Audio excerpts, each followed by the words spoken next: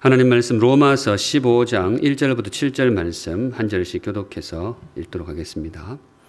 믿음이 강한 우리는 마땅히 믿음이 약한 자의 약점을 담당하고 자기를 기쁘게 하지 아니할 것이라. 우리 각 사람이 이웃을 기쁘게 하되 선을 이루고 덕을 세우도록 할지니라. 그리스도께서도 자기를 기쁘게 하지 아니하셨나니 기록된 바 주를 비방하는 자들의 비방이 내게 미쳤나이다 함과 같으니라. 무엇이든지 전에 기록된 바는 우리의 교훈을 위하여 기록된 것이니 우리로 하여금 인내로 또는 성경의 위로로 소망을 가지게 함이니라. 이제 인내와 위로의 하나님이 너희로 그리스도 예수를 본받아 서로 뜻이 같게 하여 주사 한 마음과 한 입으로 하나님 곧 우리 주 예수 그리스도의 아버지께 영광을 돌리게 하려 하노라. 함께 읽습니다. 그러므로 그리스도께서 우리를 받아 하나님께 영광을 돌리심과 같이 너희도 서로 받으라. 아멘. 네, 오늘은 이 말씀으로 주님 주시는 교훈을 함께 받겠습니다. 오늘 주님께서 우리에게 주시는 말씀은 그리스도를 닮아가는 삶입니다. 그리스도를 닮아가는 삶, 제목을 그렇게 잡았는데요. 계속해서 우리가 복음의 삶을 묵상하고 성도의 삶을 묵상하고 있습니다. 성도의 삶, 복음의 삶이 무엇인가 이런저런 여러 가지 언어로 묵상해 왔는데요. 이게 빠질 수 없겠죠. 예수님을 닮아가는 삶이다. 복음의 삶이란 게 뭐냐? 바로 우리 주님을 본받는 삶이다. 유명한 책이 있죠. 그리스도를 본받아. 아주 오래된 고전적인 책입니다만은 성도의 삶이 무엇인지를 정초해 주는 귀한 이름이라고 생각이 됩니다. 복음의 삶이 뭐냐? 주님을 닮아가는 삶이다. 제가 설교를 할 때 자주 이제 활용을 하는 문장이 한 가지가 있는데요. 아마 기억하실 겁니다. 먼저 주님이 모범을 보여주셨습니다. 제가 설교하면서 이 이야기를 가끔 합니다. 먼저 주님이 모범을 보여주셨습니다. 성도의 삶을 설교할 때인데요. 성도로서 이렇게 살아야 됩니다. 그렇게 권면을 할 때에 근거가 들어오면 좀 힘이 생깁니다. 무슨 말이든지 이렇게 사십시오. 권면을 할 때에 근거를 딱 제시하면 힘이 생긴단 말이죠. 그때 제가 이 말씀, 이 문장을 자주 선포합니다. 우리 주님이 그렇게 사셨습니다. 우리 예수님이 이 땅에서 먼저 그렇게 모범을 보여주셨습니다. 그렇게 하면서 성도의 삶을 권면하는데 이게 근거가 될 수 있을까요? 네, 그렇습니다. 이게 참 좋은 근거가 됩니다. 왜 그러는가 하면 우리가 주님을 주인 주자 주님으로 고백한단 말이죠. 나의 주님이십니다.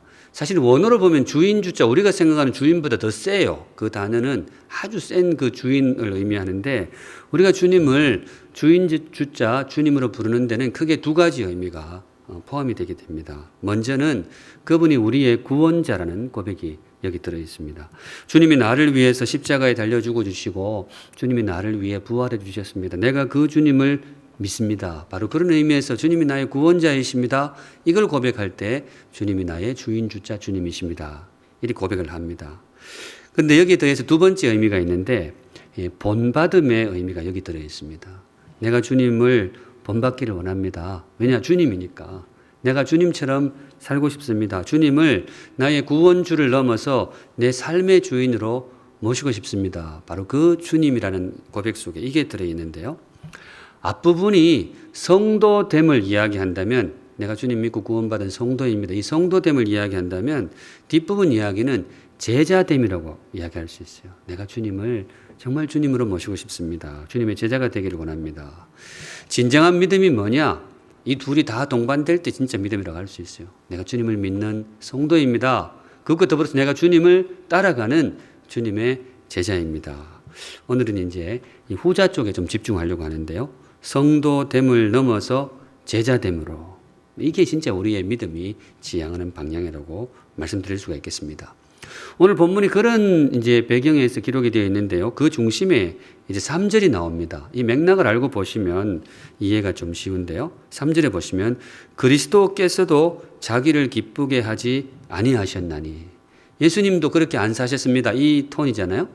근데 원래 이제 로마서 이 마지막 대목은 성도의 삶을 권면하는 그런 대목입니다. 성도로서 이렇게 살아야 됩니다. 지금 제가 계속 그 이야기를 하고 있단 말이죠. 성도로서 이렇게 살아야 됩니다. 그러는데 주님 이야기를 합니다. 주님이 그렇게 사셨습니다. 주님도 그렇게 사셨습니다. 이 이야기를 왜 하느냐? 그러니까 우리도 뭐예요? 우리도 그렇게 사는 것이 마땅하지 않겠습니까? 우리가 그분을 주님으로 모시는데. 그런 의미에서 우리 사랑하는 샘물 성도 여러분, 저와 여러분의 삶에도 예수님의 그림자가 나타날 수 있기를 우리 주님의 이름으로 축복합니다. 네, 그게 성도의 삶입니다. 보통 이제 그림자보다는 주님의 향기를 드러낸다, 혹은 주님의 향취를 드러내는 삶이다, 그렇게 표현을 하게 되는데, 바로 그렇게 살아가는 것이 성도의 삶이고, 그렇게 사는 사람이 바로 그 이름도 아름다운 주님의 제자다, 그렇게 말씀드릴 수가 있겠습니다. 그래서 오늘도 우리의 삶을 묵상하지만 사실은 주님의 삶을 묵상하려고 합니다. 주님의 삶을 묵상하려면 한평생 다 해도 모자라고 성경 전체가 그분의 삶을 소개합니다만은, 특별히 오늘 본문이 소개하는 주님의 모습을 묵상하실 때에 바라기는 우리의 삶에도 그분의 향취가 매일매일은 아니더라도 간간이라도 그분의 향취가 드러날 수 있기를 간절히 소망합니다.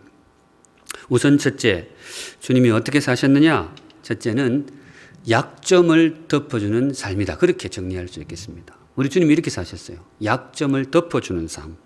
1절인데요. 우리 1절 같이 한번 읽습니다. 시작.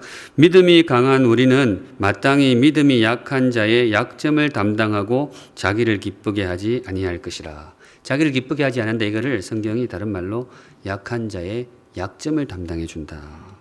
우리 주님이 그렇게 사셨다라는 거예요. 주님이 약점을 덮어주는 그런 삶을 사셨다. 그러니 우리도 그렇게 살았으면 좋겠다. 성도 여러분, 약점은 파고들어야 될까요? 아니면 약점을 덮어주어야 될까?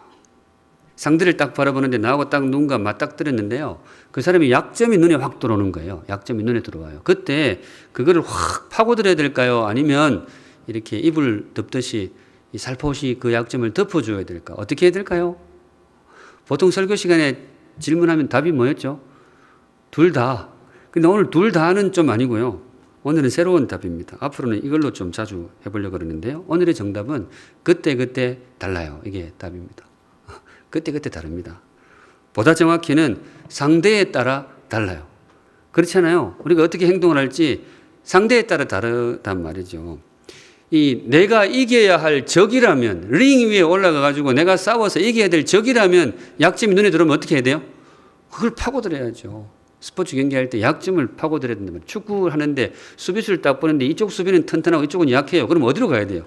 이쪽으로 가야 된단 말이죠. 그게 이제 당연히 그렇게 해야 되는데, 그런데 문제는 내 앞에 선 사람이 내가 이겨야 할 적이 아니고 내 가족인 거예요.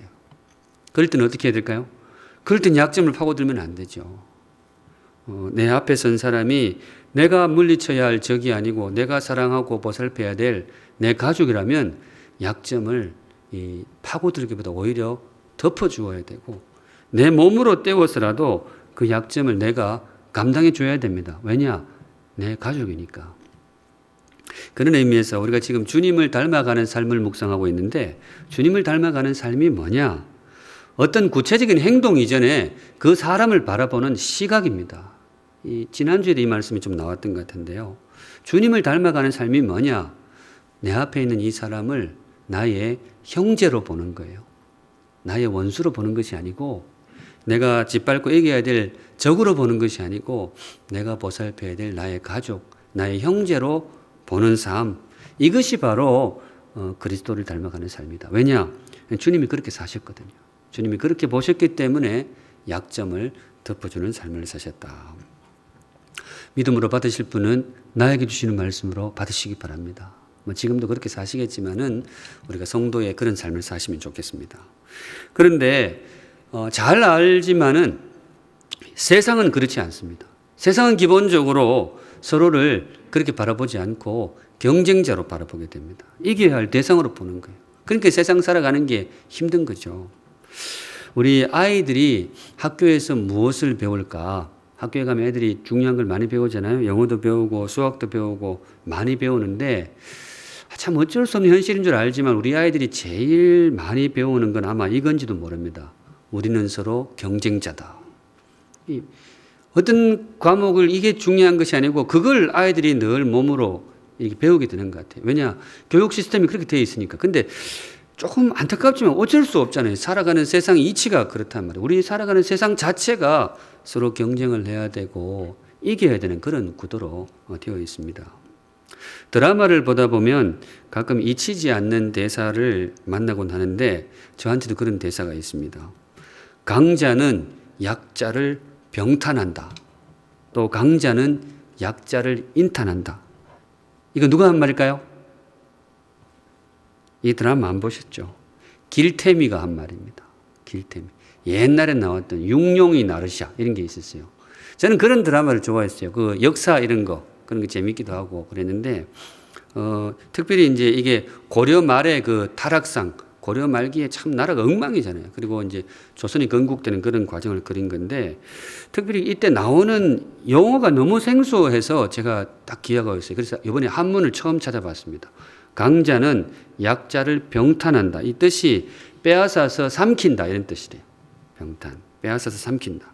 또 강자는 약자를 인탄한다. 이거는 이 짓밟고 빼앗는다. 뭐 그런 뜻이랍니다. 뭐 그런 뜻이라 그래요. 이게 그 등장인물 중에 길태미의 마지막 대사였는데 이 사람이 이제 고려 말에 굉장히 권력을 휘두르던 권력층이었어요. 막 칼 휘두르고 살았는데 이제 결국 몰려가지고 죽게 된 거예요. 근데 이게 죽어가면서 마지막 항변이 길태미가 이 말이었어요. 도대체 내가 왜 죽어야 돼? 내가 뭘 잘못했다고 내가 왜 죽어야 돼? 그렇게 항변을 해요. 그때 이제 길태미를 제거하러 왔던 사람이 이방지라고 있어요. 이방지. 이방지가 너의 잘못을 지적해줘. 네가 왜 죽어야 되는지 내가 말해줄게. 너는 평생을 그냥 약한 자를 짓밟고 살았어. 너는 평생을 그냥 약한 자를 이렇게 착취하고 살았어. 그러니까 죽어야 돼. 이렇게 이야기를 해요. 맥락이 그렇습니다. 근데 그때 길태미가 하는 말이 아주 인상적입니다. 그게 뭐 어때서? 다들 그렇게 살잖아. 세상이 원래 그렇게 돌아가는 거야. 역사가 흐르고 나라가 바뀌고 국가가 바뀌어도 절대로 변치 않는 이 땅의 진실이 있는데 손들고 그렇게 이야기했어요. 강자는 약자를 병탄한다. 또 강자는 약자를 인탄한다. 그러고 이제 죽은 거예요. 굉장히 인상적이었어요. 그게 사실 틀린 말이라고 하기는 현실이 그렇거든요. 이 땅의 현실이 그렇단 말이죠. 그런데 오늘 주님께서 우리에게 주시는 말씀이 이겁니다. 세상은 그렇게 돌아가는지 몰라도 성도는 달랐으면 좋겠다. 세상에 속한 세상 사람들은 그렇게 살아가는지 몰라도 강자는 약자를 병탄하고 인탄하고 그렇게 사는지 몰라도 나에게 속한 성도라면 조금 다르게 살았으면 좋겠다. 약자를 병탄하는 것이 아니라 오히려 섬기는 삶을 살았으면 좋겠고 약자를 인탄하는 것이 아니라 이 인자가 유린할 때 그 인자래요. 이게 좀 잔인하죠. 인탄하는 것이 아니라 오히려 강자가 약자를 돌보는 삶. 성도라면 그렇게 살았으면 좋겠다. 왜냐? 왜 성도가 그렇게 살아야 되느냐? 누가 그렇게 사셨다고요? 우리 주님이 그렇게 사셨다는 거예요. 세상의 주님은 세상이 떠받드는 주님은 어떻게 살았는지 모르겠는데 우리가 섬기고 우리가 그분과 함께 살아야 될 우리의 주님은 그렇게 사셨다는 거예요. 그러니 우리 성도들은 그렇게 살았으면 좋겠다. 오늘 주시는 말씀이 되겠습니다. 사랑하는 샘물 성도 여러분, 우리 세상과 조금 다르게 살 수 있기를 주님의 이름으로 축복합니다. 네. 세상에 속한 사람이 아니기 때문에 세상을 살고 있지만 우리는 소속 자체가 세상이 아니란 말이죠. 세상과 좀 다르게 살았으면 좋겠습니다. 특별히 우리 가운데 힘이 있는 분들, 우리 성도들 중에도 힘 있는 분들이 있잖아요. 돈 힘이 있는 분들도 있고 지식에 힘이 있는 분도 있고 지위에 힘이 있는 분들도 있고 힘 있는 분들도 계신데 제가 말씀에 의지해서 권면드리고 싶습니다. 힘 있는 성도 여러분, 강자의 삶이 아니라 성도의 삶을 살아가시기를 주님의 이름으로 축복합니다. 강자의 삶이 아니고 성도의 삶. 이 세상 위치에 따라서 약자를 이기는 강자도 뭐 한 번뿐인 인생 괜찮죠. 강자로 살아가는 거 참 좋은 일이죠. 그런데 주께서 권면하기를 그것보다 성도의 삶을 살았으면 좋겠다. 지금도 우리 성도님들 다 그렇게 살고 계신 줄 압니다만은 다시 한번 마음에 새기시면 좋겠어요. 강자의 삶보다 성도의 삶을 살면 좋겠다. 그런데 그렇게 그 권면하면서 성경이 우리에게 한 가지 격려의 말씀을 주시는데요. 성경이 선포하기를 그게 진짜 강한 사람이다. 오늘 이 말씀을 주세요. 성도의 삶을 살아가는 것이 진짜로 강한 삶이다.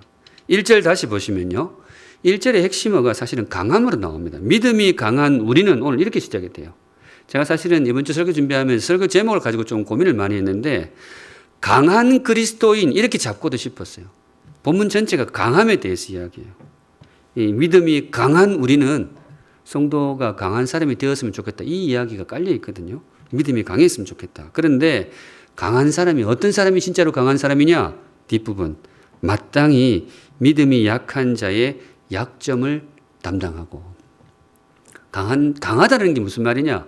세상은 강하다는 것을 약자를 제압하는 것을 강하다고 이야기를 해요. 약자를 이기고 디디고 오르는 것, 그걸 강하다고 생각해요. 그런데 성경의 생각은 다릅니다. 성경이 생각하는 강함은 강한 자는 약자의 약점을 담당해주고 이게 진짜로 강한 사람이라는 거예요. 우리 사랑하는 샘물 성도 여러분, 강한 사람이 되시기 바랍니다. 예, 정말 강한 사람이 되시면 좋겠어요. 계속해서 이게 이제 우상 음식 논쟁이거든요.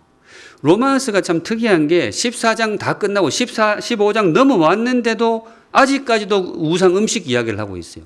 당시에 이게 굉장히 중요한 이슈였던가 봐요. 그리고 아마 우리가 살아가는 중에도 이 원리가 굉장히 중요한 모양인데 이 신앙의 입장이 좀 갈릴 때가 있단 말이죠. 우상 제물, 당시에 시장에 나왔던 고기류, 육류는 대부분 우상 신전에 들어갔다 나온 거라 그랬잖아요. 대부분 그렇게 나왔습니다. 그런데 거기에 대해서 성도들 입장이 갈리는 거예요. 어떤 성도님들은 1절 입에도 안 갖다 대요. 입에도 안 돼요. 왜냐? 나는 주님의 백성인데 어떻게 더러운 우상 제물로 들어갔던 걸 먹을 수 있느냐? 나는 차라리 풀만 먹고 살지 고기는 안 먹는다. 이렇게 탁 살았어요. 귀한 믿음이죠. 근데 또 어떤 분은 입장이 좀 달라요. 아니 무슨 그런 걸 신경을 쓰냐. 우상 그래봐야 저거 껍데기야. 저거 다 돌덩이야. 하나님 만드신 온 세상이 다 주님의 것인데 그 우상 앞에 잠시 갔다 왔다 돌덩이 앞에 잠시 갔다 왔다 그걸 뭘 신경을 써. 나는 얼마든지 먹을 수 있어. 담대하게 먹는 분들이 있었습니다. 성도 여러분, 둘 중에 어느 사람의 믿음이 강할까요? 어느 사람의 믿음이 정말 깊은 신앙일까? 사실 생각해보면 둘 다 괜찮아요. 둘 다 응원해 드리고 싶어요. 안 먹는 분도 참 믿음이 귀하고 담대하게 먹는 분도 그 아예 우상을 무시하는 거잖아요. 참 귀한 믿음이에요. 그런데 성경이 기준을 정해줍니다. 진짜 믿음이 강하다는 것은 뭐냐? 상대를 배려할 줄 아는 것. 저 사람의 믿음을 존중해 줄 아는 것. 그게 진짜로 강한 사람이다. 그 이야기를 지금 몇 주째 지금 하고 계십니다. 바로 그런 의미에서 오늘 우리에게 강함이라는 단어를 주시는데요. 사랑하는 샘물 성도 여러분, 약한 성도 말고 강한 성도 되시기를 주님의 이름으로 축복합니다. 믿음이 약한 성도 말고 정말 강한 사람이 되시면 좋겠어요. 강할 때는 우리 주님처럼 상대의 믿음을 배려할 줄 아는 강하고 성숙한 성도의 길을 걸어가시기를 우리 주님의 이름으로 축복합니다. 아멘. 한 걸음 나아가서 두 번째, 그리스도를 닮아가는 삶이 어떤 삶이냐? 두 번째는 요거보다 조금 더 나아가게 되는데요. 제가 생각하기에는 이 앞에 이야기했던 배려 이야기보다 조금 더 센 믿음을 요구를 하시는데 마음의 문을 여는 삶입니다. 내 마음의 문, 내 삶의 문을 열어서 나와 좀 다른 사람을 이렇게 포용을 하는 것. 그게 진짜로 그리스도를 닮아가는 삶이다. 7절 오늘 본문의 마지막 구절이 나오는데요. 이것도 같이 한번 읽어볼게요. 시작. 그러므로 그리스도께서 우리를 받아 하나님께 영광을 돌리심과 같이 너희도 서로 받으라. 너희도 서로 받아들였으면 좋겠다. 그게 진짜 성도의 삶이고 예수님이 그렇게 사셨다. 약한 사람을 발견했을 때 내 주변에 있는 사람 중에 약점이 있는 부족함이 있는 그런 사람들을 발견했을 때 어떻게 반응을 하느냐. 세상은 조금 비정하잖아요. 약점을 확 파고든다 그랬잖아요. 근데 우리 성도라면 그렇게 하지는 않죠. 아무리 뭐 조금 부족해도 성도라면 그 정도로 이렇게 잔인하지는 않습니다. 그런데 그렇지만 성도로서도 조금은 성도답지 못하는 제3의 길을 택하는 경우가 왕왕 있는데 그게 뭔가 하면 외면하는 겁니다. 외면. 마음의 문을 닫는 거예요. 내 마음의 문을 그 사람 향해서 닫아버리는 거예요. 고대의 스파르타인들처럼. 제가 이 대목 묵상하는데 스파르타인이 떠오르더라고요. 스파르타 유명하잖아요. 굉장히 강성한 민족, 전쟁 전투력이 엄청난 민족이었는데 그런데 민족이 좀 잔인했죠. 아기가 태어났는데 이 건강상에 문제가 있으면 어떻게 해요? 가지고 골짜기에 그냥 던져버렸다 그러잖아요. 골짜기에. 왜냐? 스파르타는 굉장히 강한 민족이거든요. 강성해야 되는데 약자는 우리 공동체에 설 자리가 없다 해서 사실상 마음의 문을 닫는 거죠. 사회의 문을 닫고 그 아기를 그냥 골짜기에 집어 던져버리는데, 물론 우리는 스파르타인은 아닙니다. 우리는 그렇게 잔인하지 않아요. 믿음이 들어왔는데 어떻게 그렇게 잔인하겠어요. 그런데 가끔은 희미하지만은 우리의 삶 속에도 스파르타인의 그림자가 비치는 경우가 있습니다. 뭔가 하면 조금 믿음이 부족하고 나하고 좀 많이 안 맞는 분을 향해서 뭐예요? 마음의 문을 닫아버리는 거예요. 내가 그 사람 약점을 파고들어가지고 막 집요하게 파고들고 틀렸다니까 완전히 확 갈아버리지는 않는데, 성도가 어떻게 그렇게 하겠어요? 그렇게 하지는 않아요. 하지는 않는데 막 마음의 문을 이렇게 닫아버리는 거예요. 내 안에는 못 들어오게, 내 삶의 영역에는 틈타지 못하게. 우리가 그런 경우가 왕왕 있단 말이죠. 그런데 오늘 주님께 주시는 말씀이 뭐냐? 그건 성도의 길이 아니다. 그건 성도가 걸어가야 할 그런 삶이 아니다. 왜냐?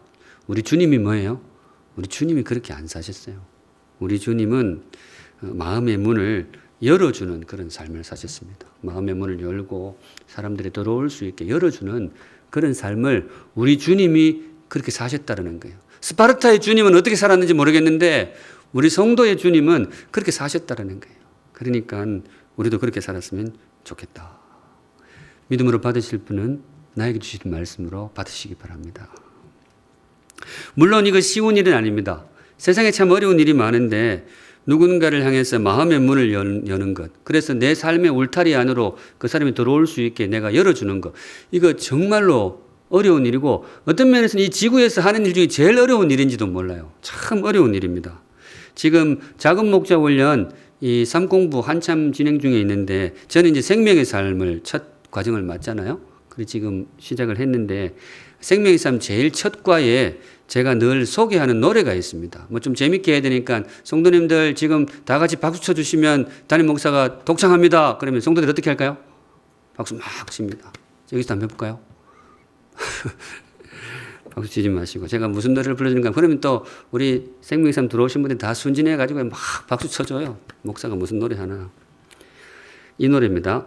내 속엔 내가 너무도 많아 당신의 쉴 곳 없네. 아시죠? 이 노래. 이거 가요로 알고 있는 분들이 많은데 가스펠송입니다. 원래 그 조성모 씨가 지은 게 아니에요. 예전에 시인가 촌장인가 가스펠송 하시는 분들이 지었는데 이게 이제 유명한 가수가 이렇게 노래하는 바람에 가요로 알려져 있는데 성경을 묵상하면서 지은 가스펠송입니다. 내 속엔 내가 너무도 많아 당신의 쉴 곳이 없네. 여기 이 노래에서 당신이 누굴까요? 예, 주님입니다. 예수님이에요. 신앙이라는 것이 주님을 받아들이는 것이 신앙인데 그게 쉽지가 않은 거예요. 그 주님을 받아들이는 게 참 어려운 거예요. 제가 이 노래를 볼 때마다 깨닫게 되는 게 있습니다. 마음의 문을 여는 것이 꼭 나보다 못난 사람을 향해서만 어려운 게 아니에요. 내 마음의 문을 여는 이 어려움이 꼭 나보다 부족한 사람, 그 사람들 향해서만 어려운 게 아니고 나보다 잘난 사람을 향해서도 이게 참 어려워요. 심지어 누구를 향해서도 주님을 향해서도. 사람의 본성이 그래요. 나하고 다른 존재가 내 삶에 끼드는 거를 참 이걸 부담스러워해요. 그게 참 쉽지가 않은 거예요. 정말 어려운 일입니다. 내 삶의 울타리로 누군가를 불러들이는 거 참 쉽지가 않습니다. 그런데 주시는 말씀이 뭔가 하면 감사하게도 우리 주님이 뭐예요? 그렇게 하셨다는 거예요. 우리 주님이 특별히 우리를 향하여서 마음의 문을 열어주셨어요. 그래서 우리가 그분의 영역 안으로 들어갈 수 있도록 그분의 삶의 울타리 속으로 들어갈 수 있도록 허락해 주셨고 심지어 그분의 존재 안으로 들어갈 수 있도록 우리를 향해서 마음의 문을 열어주신 거예요. 그리고 그것이 바로 우리에게 구원이 되었습니다. 그게 바로 구원입니다. 그러니 주께서 말씀하시기를 내가 너희를 향해서 마음의 문을 활짝 열어주지 않았느냐? 그 너희도 좀 그랬으면 좋겠다. 내가 너희들의 주님이 아니냐? 오늘 주님께서 우리에게 주시는 말씀입니다. 성도 여러분, 주님이 우리를 받아들이는 게 어려울까요? 우리가 주님을 받아들이는 게 어려울까요? 설교 준비하다 보면 이런 생각도 해보고 저런 생각도 해보는데 가끔 제가 이런 질문을 던지죠. 주님이 나를 받으시는 게 어려울까? 내가 주님을 받아들이는 게 어려울까? 사실 뭐 둘 다 어렵죠. 근데 제 생각은 뭔가 하면 우리는 우리 입장만 생각하지 예수님 입장은 잘 생각 안 해요. 제가 이제 생명의 싸움 이렇게 할 때 권면하는 게 그거잖아요. 성도 여러분, 주님을 받아들이셔야 됩니다. 주님을 향해 마음을 열고 받아들이셔야 됩니다. 근데 알죠. 그게 쉽지 않다는 걸 알아요. 주님을 받아들이는 게 쉽지 않습니다. 그런데 우리가 기억해야 될 것은 주님한테도 쉬운 일은 아니었어요. 특별히 우리 같이 못나고 부족한 사람을 주님의 삶 속에 받아들이는 것이 쉽지가 않았단 말이죠. 그런데 감사하게도 그분은 뭐예요? 그렇게 해주셨어요. 우리를 향해 마음의 문을 열어주셨습니다. 근데 여기서 한번 생각해 볼 것이 주님은 어떻게 그 어려운 일을 해낼 수가 있었을까? 그 쉽지 않은 마음의 문을 열고 우리를 받아들이는 일을 주님은 어떻게 하실 수가 있었을까? 뭐 이유가 있겠죠. 그분의 마음이 너무 선하신 분이어서, 그분의 마음이 워낙에 넓은 분이어서, 뭐 주님이니까 뭐 다양한 이유가 있을 건데 다 맞는 말이죠. 그런데 오늘은 이렇게 표현하고 싶습니다. 주님이 정말로 강한 분이셨기 때문에.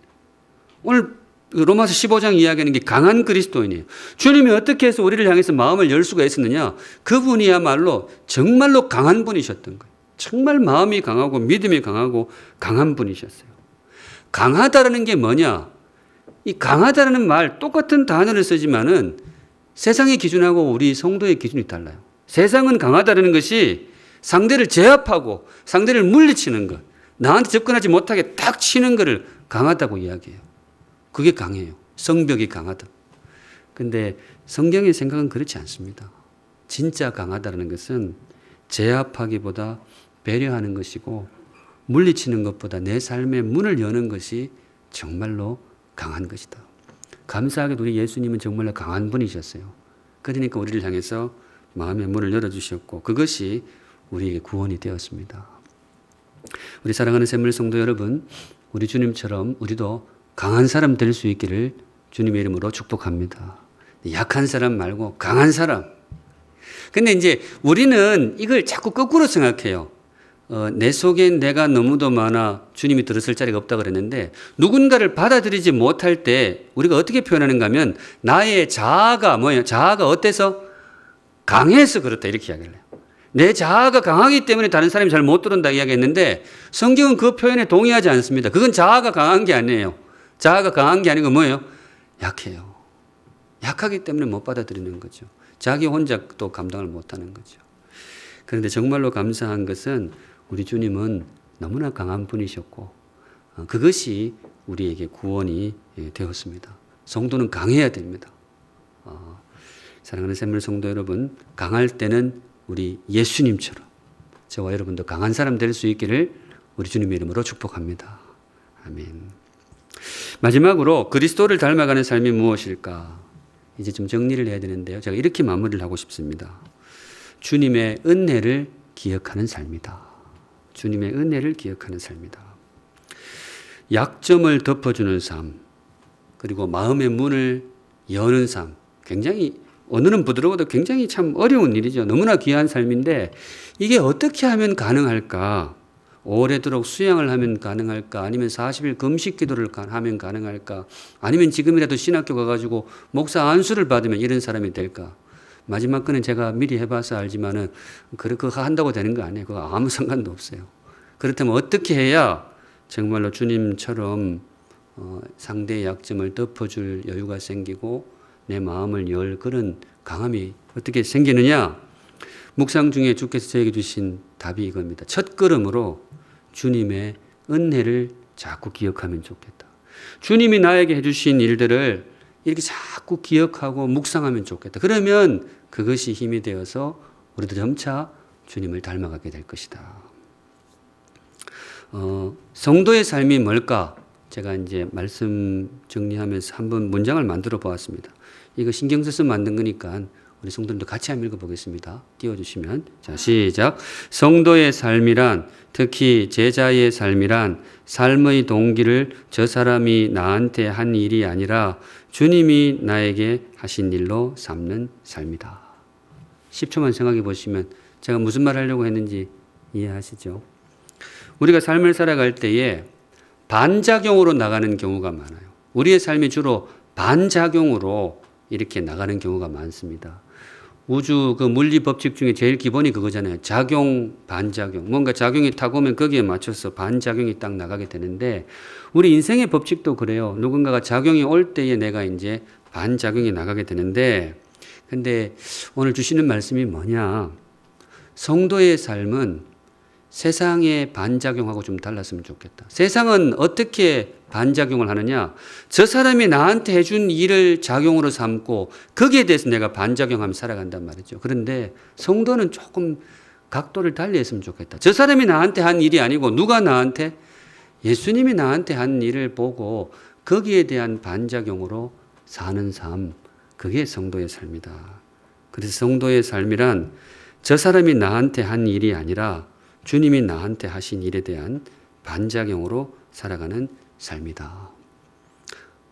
말이 괜찮습니까? 네, 괜찮죠. 저도 설교하면서 이게 말이 괜찮더라고요. 드는 생각이 뭔가 하면 말은 참 잘한다. 제가 설교하면서 제가 이제 그러고 있는 거예요. 아유, 참, 말은 참 잘한다.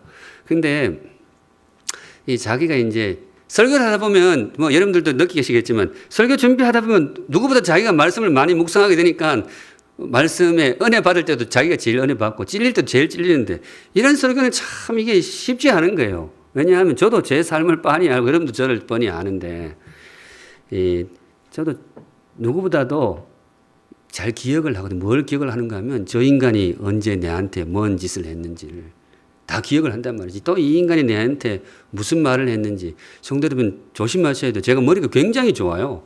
중학교 3학년 때 내한테 아픈 소리 했던 거 아직도 기억이 나요. 그걸 기억을 하고 있단 말이죠. 사실 저만 그런 게 아니고 저희 어머니도 그렇더라고요. 제가 언젠가 말씀을 드렸나? 어머니하고 평상에 누워가지고 또 이렇게 햇빛 보고 있는데 갑자기 어머님이 제가 아주 어릴 때예요. 옛날 이야기를 하시더라고요. 경나가 너 잊어서는 안 된대. 저 집에 저 사람 우리 집에 이런 일을 한 적이 있다. 이 집에 이 아저씨 내인데 이런 말을 한 적이 있다. 이제 그걸 네가 그때는 애가 어리니까 좀 커서 어떻게 해달라는 거겠죠. 제가 그거 기억하고 있을까요? 못하고 있을까요? 어머니한테 죄송하지만 다 잊어버렸어요. 왜냐하면 이게 인간이 묘해가지고 아무리 모자지간이라도 한 달이 건너니까 기억이 안 나요. 근데 내인데 무슨 말 한 거는 뭐예요? 다 기억이 나요. 다 기억이 나.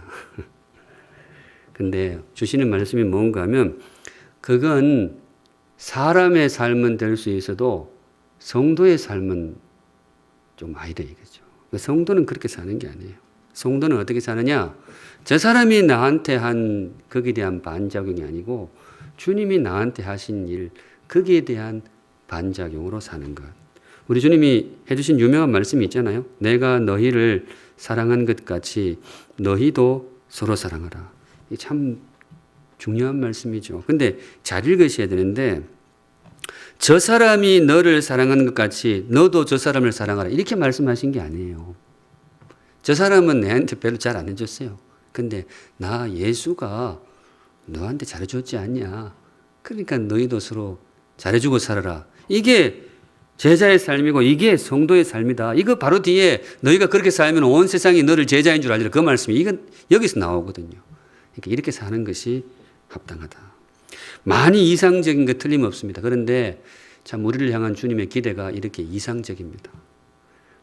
그래서 우리가 어떻게 될 것이냐. 근데 그 첫 걸음으로 많이 돌아왔는데 제일 첫 걸음으로 우리가 해야 될 일이 뭔가 하면 저 사람이 나한테 한 짓을 자꾸 곱씹지 말고 누가? 주님이 나한테 해주신 일을 자꾸 묵상하고 그걸 기억하고 그게 중요하다는 거예요.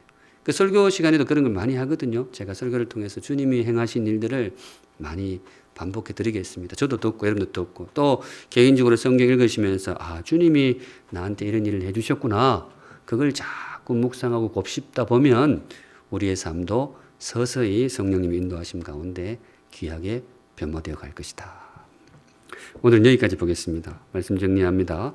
오늘 주님께서 저와 여러분에게 주신 말씀 그리스도를 닮아가는 삶. 근데 성도 여러분 정말로 이렇게 사는 분이 있을까요? 제가 오늘 약점을 덮어주는 삶, 또 마음의 문을 열어주는 삶. 인간으로서 정말 주님처럼 그렇게 살아가는 분이 있을까? 굉장히 이상적으로 보이지만은 저 많이 봤습니다. 정말 그렇게 사시는 분들 많이 봤고 지금도 보고 있습니다. 특별히 이번 주에 설교 준비하면서 사실 한 분 얼굴이 굉장히 많이 떠올랐어요. 제가 그분은 잘 몰라요. 제가 그분을 그만큼 존경하는지 몰라요. 우리 샘물 공동체 안에 있습니다. 처음 샘물에 발걸음을 했을 때 한 2년, 3년 돼 가거든요. 갔는데 처음 그분을 봤는데 제 첫 인상이 뭔가 하면 눈빛을 보는데 참 어른인데 참 눈빛이 독특하더라고요. 악한 빛이 하나도 없어요. 제 첫 느낌이 그거였어요. 눈빛을 보는데 악의가 하나도 없어요. 그래서 저분 참 좋은 분 같다. 한번 지켜봐야지. 마음이 참 따뜻한 분 같다. 그래서 제가 한 2, 3년 지켜봤거든요. 어땠을까요? 정말 그렇더라고요. 제가 어디 자리 깔아도 되겠어요. 정말 그분이 정말 마음이 따뜻하고 정말 선하고 그렇더란 말이죠. 제가 느끼기에는 제가 지금까지 이제 직접 봐온 분 중에서 우리 예수님을 정말로 많이 닮으신 분 같아요. 그래, 그분은 뭐 제 마음을 잘 모릅니다. 근데 여하튼 제가 개인적으로 굉장히 존경하고 또 그런 분하고 함께 할 수 있어서 굉장히 감사하게 생각하는 분이 우리 샘물 공동체 안에 계십니다. 혹시 들으면서 제가 내 이야기 아니야? 이렇게 생각하시는 분 있으실지도 모르겠는데요. 그러기를 바랍니다. 근데 제가 그분을 이렇게 가끔 지켜보는데요. 본인은 그렇게 생각 안 하는 것 같아요. 본인은 잘 모르시는 것 같아요. 근데 여하튼 그런 귀한 분들이 계셔서 참 감사하고 그런 분들을 통해서 많은 분들이 힘을 얻게 되시기를 그렇게 소망합니다. 이 모든 말씀을 합하여서 바라기는 우리 안에도 주님의 따뜻함이 묻어나기를 바라고 나를 통해서도 누군가 사람들이 주님의 모습을 맛볼 수 있다면 우리의 삶이 얼마나 귀하겠는가. 저와 여러분도 주님을 닮아가는 귀한 성도들 되시기를 우리 주님의 이름으로 축복합니다. 아멘. 함께 찬양하겠습니다. 이거 저번에 제가 한번 소개시켜드린 찬양이죠. 삶의 작은 일에도 그 마음을 알기를 원하네. 말씀 마음에 새기시면서 다짐하는 마음으로 함께 찬양하겠습니다. 거룩하신 하나님 아버지, 부족하지만은 우리도 주님 닮은 삶을 살 수 있기를 간절히 소망하고 기대합니다. 약점을 들추어내기보다 못 본 척 해줄 줄 아는 주님의 아량도 우리가 배우고 싶고 또 무엇보다 마음의 문을 열어서 함께 살아가는 그 참 따뜻함을 우리도 배우기를 소망합니다. 우리의 그릇으로는 많이 부족하지만은 주님의 삶을 묵상하고 또 마음에 새기면서 성령께서 그 통로 삼아서 우리의 마음을 만져주시고 우리의 삶이 변화될 수 있도록 인도하여 주시옵소서. 아멘. 거룩하신 하나님 아버지, 오늘도 성도들 귀한 헌물 하나님께 올려드립니다. 고백과 감사와 간구의 제목을 담아서 하나님께 올려드리오니 기쁘게 받으시고 우리 사랑하는 샘물 성도들을 가장 복되고 존귀하고 성도다운 길, 제일 선한 길로 인도하여 주시옵소서. 명절 맞아서 먼 길 오고 갈 때 우리 성도들 안전을 눈동자와 지켜주시고 행복한 가족과의 명절이 되게 하여 주옵소서. 아멘. 지금은 우리를 위하여 모든 것을 내어주시고 마음 열어 우리를 받아주신 우리 주 예수 그리스도의 은혜와 하나님 아버지의 그 크신 사랑과 지금도 우리를 위하여 마음 문을 두드리시고 열심히 우리의 변화를 위하여 노력하시는 성령 하나님의 임재하심과 동행하심이 머리 숙여 주를 예배하는 사랑하는 모든 샘물 성도들의 삶 위에 그 걸음 위에 이제로부터 영원까지 항상 함께 계실지어다. 아멘.